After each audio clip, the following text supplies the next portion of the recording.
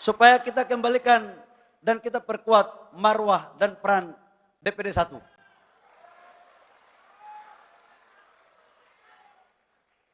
Siap berjuang memenangkan pilkada? Siap berjuang memenangkan pilkada? Kalau sudah begitu terus mau takut apa? Pada kesempatan ini saya juga ingin menegaskan bahwa tujuan utama Partai Golkar adalah memenangkan kontestasi pemilu 2029 selama 5 tahun ke depan. Kita harus bekerja keras dan berpikir cerdas meraih kemenangan. Berbagai kerja-kerja menuju pemenangan itu harus kita rumuskan dari mulai sekarang. Kemenangan dalam pemilu 2024 yang lalu harus kita tingkatkan dalam pemilu 2029 nanti.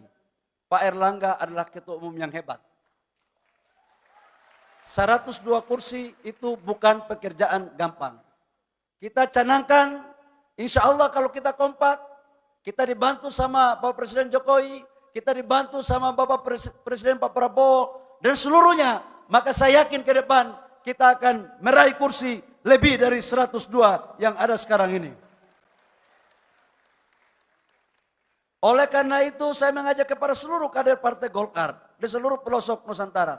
Mari kita tetap solid, kompak dan bersatu menuju kemenangan Partai Golkar tahun 2029. Tinggal setengah halaman. Bapak Presiden dan hadirin peserta Munas yang berbahagia.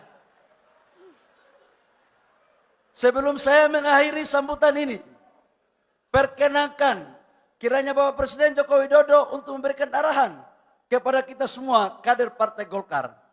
Izinkanlah saya mengucapkan terima kasih yang sedalam-dalamnya kepada Bapak Presiden Republik Indonesia, Bapak Joko Widodo, yang telah berkenan hadir dan selalu terlihat memakai baju kuning, bahwa Bapak merasa nyaman berteduh di bawah pohon beringin. Pak, kalau di tempat lain sudah tidak nyaman, di sini Pak. Kami akan naungi Pak.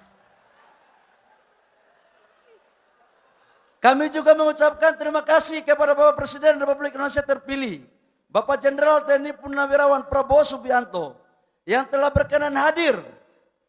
Saya ingin menyampaikan, harusnya Bapak Presiden Prabowo masih di PNJ. Belum bisa hadir di acara penutupan.